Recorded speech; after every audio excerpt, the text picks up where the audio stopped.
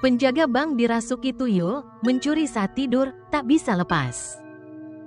Selama hampir 10 tahun, Dimas telah menjadi satpam malam yang tenang di cabang Bank Negara Jakarta, salah satu gedung tertua di kawasan itu. Meski kota telah menjulang di sekelilingnya dengan menara kaca dan lampu neon, bank itu tetap tak berubah, lantai marmer dingin, kantor berpanel kayu, perlengkapan kuningan yang dipoles setiap hari. Waktu seakan tak menyentuhnya, dan dalam kesunyian malam yang dalam, Dimas menyukainya seperti itu. Ia menyukai rutinitas, kendali. Setiap 2 jam, ia berjalan di rute yang sama, melewati lobi utama, ruang rapat, hingga ke koridor brankas. Ia memeriksa kunci, mencatat waktu, lalu kembali ke meja keamanan untuk menyeruput kopi pahit dan membaca koran.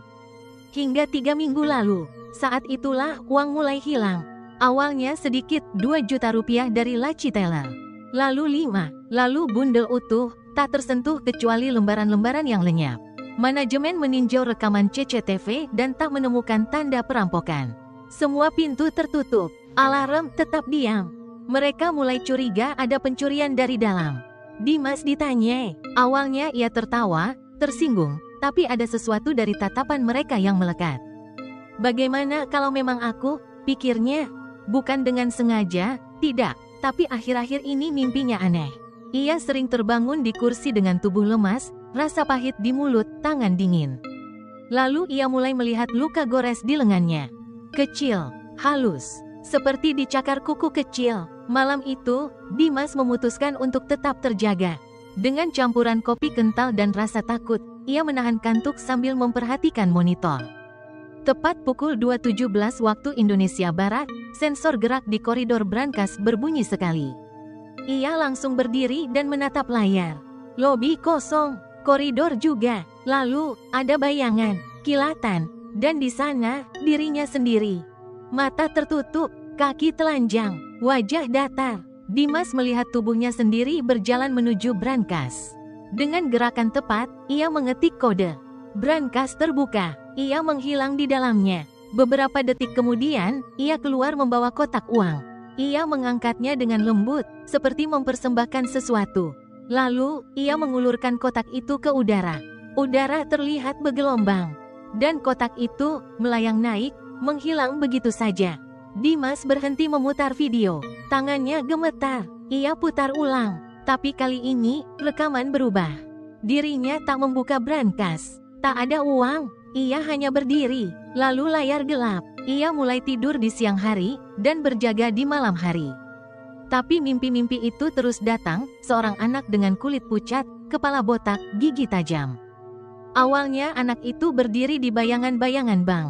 Lalu mendekat, lalu tersenyum. Ia mulai mendengar tawa kecil di lorong. Tinggi, kering, seperti ejekan. Suatu malam, ia mengikuti suara itu dan menemukan jejak kaki, seukuran anak kecil, telanjang, seperti dicelupkan ke lumpur atau jelaga, menuju brankas dan menghilang di bawah mejanya.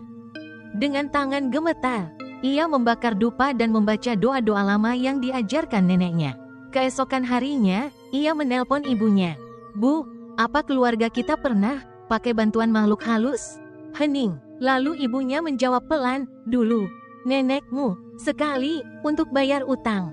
Tuyul, ibunya tak menjawab. Malam itu, Dimas tak tidur. Akhir pekan itu, Dimas pergi keluar kota.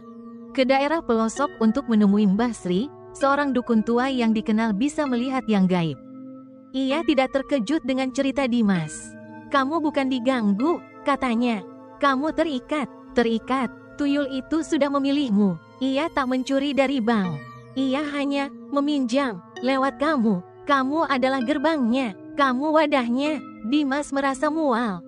Tapi kenapa aku? Mungkin dulu namamu pernah ditawarkan. Mungkin kamu sedang lemah. Atau mungkin kamu pernah minta bantuan, uang, nasib, keberuntungan.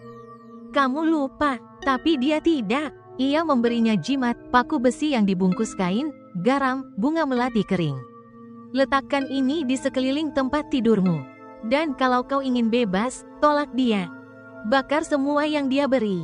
Tapi aku gak pernah minta apa-apa. Tapi kamu menerimanya, katanya tajam. Itu sudah cukup. Malam itu, ia kembali ke bank. Dengan paku, garam, doa, dan sebotol minyak tanah, ia taburkan garam di depan brankas, dan tancapkan paku ke lantai seperti pola yang diajarkan Mbah Sri. Ia siramkan minyak tanah ke lantai, lalu menyalakan korek. Api menyala 3 detik, lalu padam. Seperti ditiup, lalu datang bisikan, "Kenapa kamu melawan, penjaga? Bukankah aku membantumu?" Tubuhnya lemas, sesuatu yang dingin menyentuh bahunya.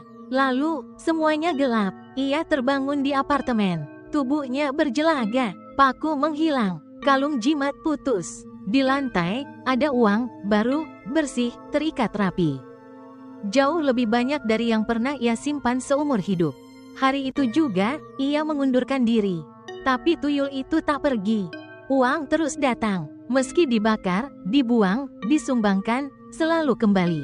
Di sakunya, di bawah bantal, di dalam kulkas. Kini ia tinggal sendiri, di rumah reyot di pinggir Jakarta Selatan. Jendelanya tertutup, tak ada cermin, tak ada jam. Anak-anak sering berbisik tentang penjaga tuyul yang menjaga harta makhluk itu. Dan kadang, jika kau melewati rumah itu tepat pukul 2.17 pagi, kau bisa dengar langkah kaki kecil dan suara koin jatuh ke lantai.